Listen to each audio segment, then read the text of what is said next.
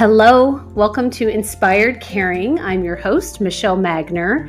If you are caring for an older family member, this is the podcast for you. Each week, I bring insight, tips, inspiration, and strategies to help you care for the people that you love without losing yourself along the way.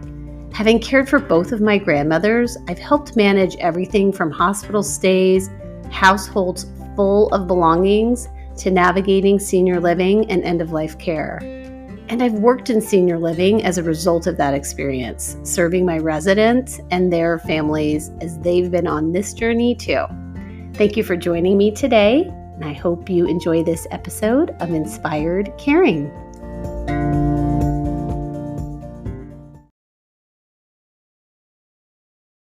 It is 4:33 a.m. as I am recording this.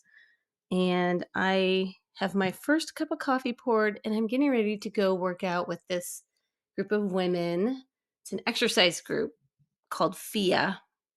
I think it's Females in Action. But anyway, they work outside in so many cities all year long, year round, every day, year round. And it's such an inspiring group. So it's one of the habits that I had really done pretty well instilling last summer. And then when the first ice storm hit in November, I bailed. I felt so bad, but I was like, I can't do it. And there are some diehards. But I picked it back up once our weather got warm again. And check your city out. If there's a FIA, FIA, in your area as well, because it's such an inspiring group of people. The ladies tend to be anywhere from 20 to 60, has been my experience here in Omaha. Yeah. So I was thinking about, the different habits that I have, and some of them have kind of fallen off the rails this summer because we took a couple family trips. It feels like there's a lot of moving parts, even though our kids are bigger. They drive, right? I'm not even having to drive them places. It just still feels like, for whatever reason, in summer, some of my habits have gone to the wayside, which I think it's a little bit ironic that exercising is kind of one of them. But here I am at 4:30, gearing up to walk out the door to go meet them. Mel Robbins just dropped a podcast episode around drinking, and I haven't had a chance to listen to it yet, but a friend sent it to me, and she was asking me for an update on where I am with my drinking habit. Because as many people know, I stopped drinking entirely for a big chunk of time. It was like 6 years ago, you guys. In this January, it will be 6 years when I changed my relationship with alcohol. And I have 3 podcast episodes that I recorded around that time. One was why I stopped drinking. The second one is how I stopped drinking. And then the third was what has changed in my life since I stopped drinking. So she was asking me, like, where are you with all of this? Do you ever think you'll be drinking again? And my response was, like on my husband's birthday, I did have a glass of wine with him.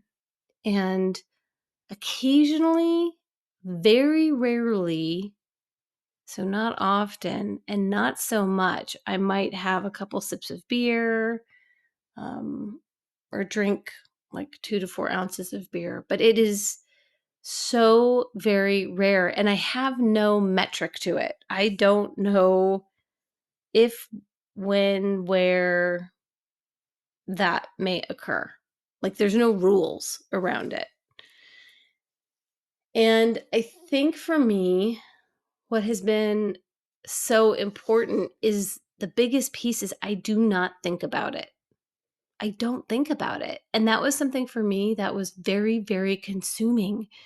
I felt like I was constantly thinking about, if, when, where, who, how much, how often I was going to be drinking. And it took so much bandwidth.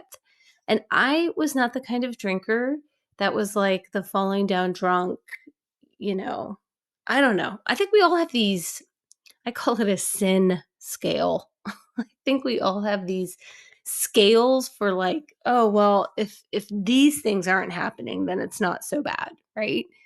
And I was very well within the parameters of what would be considered a quote normal social drinker or just a normal drinker.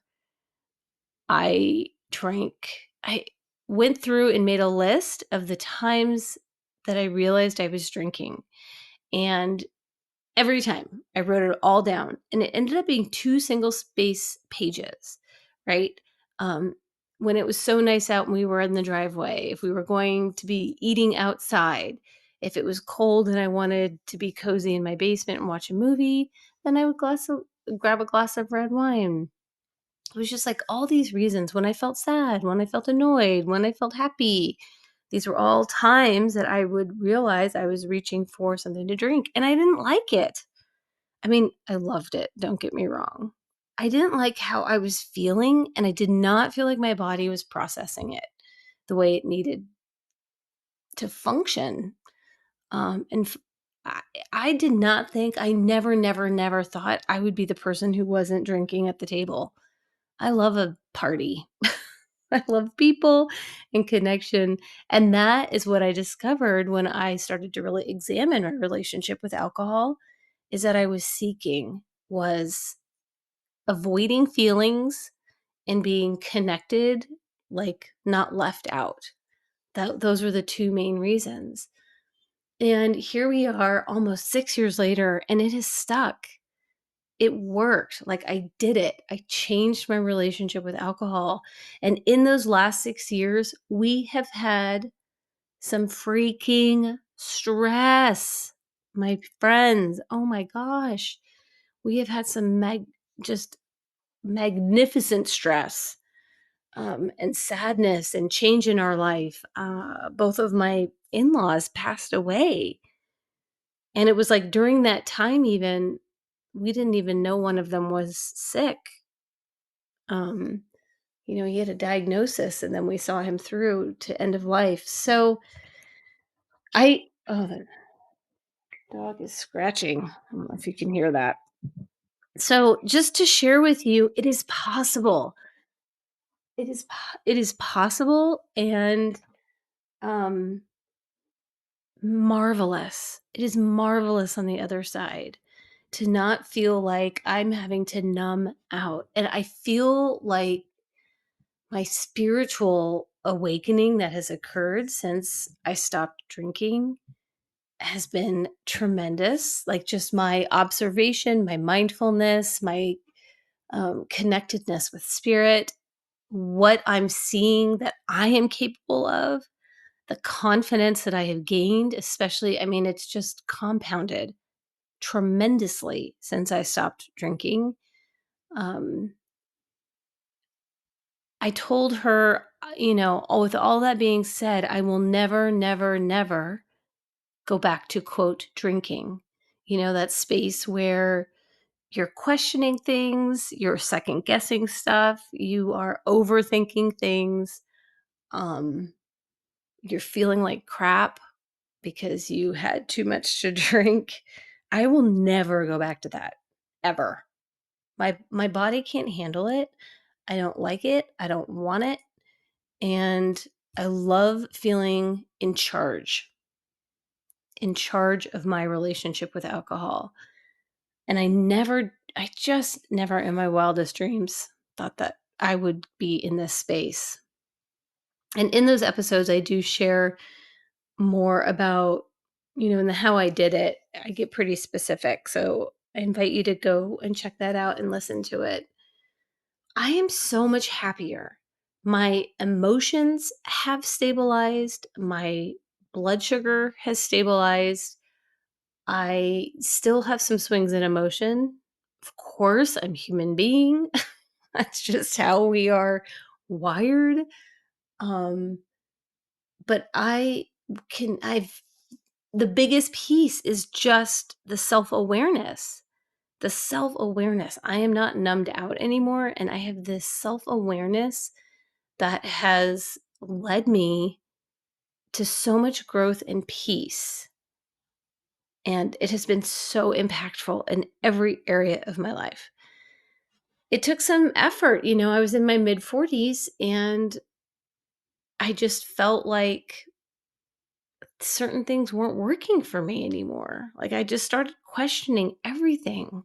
I was like a toddler, right? Why? Why? Why? Why?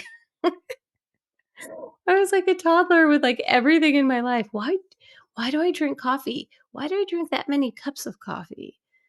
Why do I, um, keep my shoes in that spot? Why do I exercise with this certain group of people? Just everything. I questioned everything. And I really feel like middle-aged women specifically, we're in this just beautiful place to really become more alert to our own lives. And what is it that we want? We have been giving and giving and giving and giving of others. And I don't know where you are on the Barbie movie. I haven't seen it yet, but my gosh, that one impassioned speech really landed with me big time. It resonated. And I think just if there's anything in your life that you think, well, I'll never stop doing that, that is an invitation in my mind to ask yourself why and to question it and to like your reasons why you do something, and also apply that reason filter. Like, I like my reasons why. Apply that filter to the goals that you have. And are you reaching the goals that you want for yourself and setting new goals for yourself? And then apply that to, how do you feel? How are you feeling about your goals and your life and the direction and how you're showing up every day and how you're laying your head on your pillow at night? I just think that we are blindly, many of us, I was blindly just going along, going with the flow. Socially, it's not only accepted, it's expected that people drink, and it is okay for us to overdrink. And there's a chemical reaction happening in your body with your brain when we're drinking. And it takes, I don't know all the math and science, but when you drink alcohol, it takes multiple days for that, um, or hours for that stuff to get out of your system.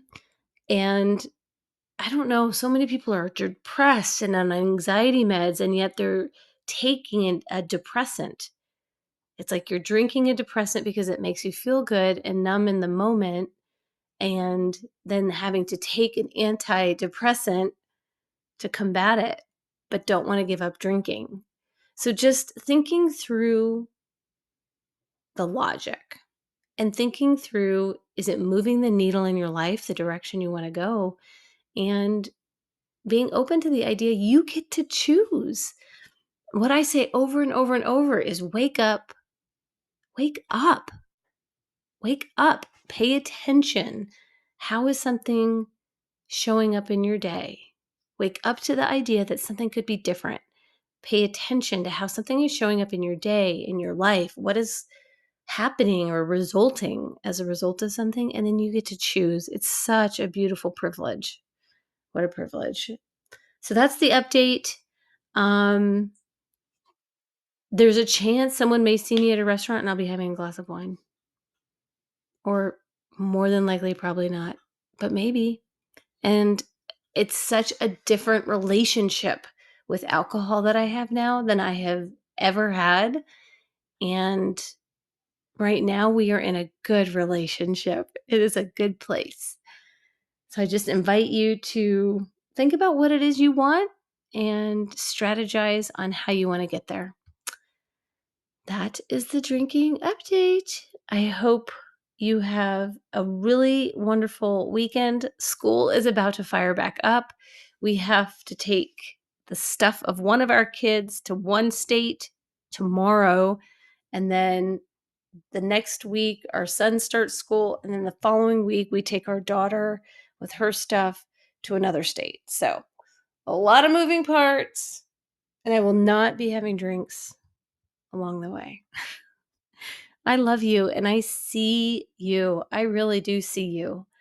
And if you need anything, pop over to my website and see if there's some extra support that I can provide to you. I am working on a couple of classes that I am going to be putting out. I'm so excited about.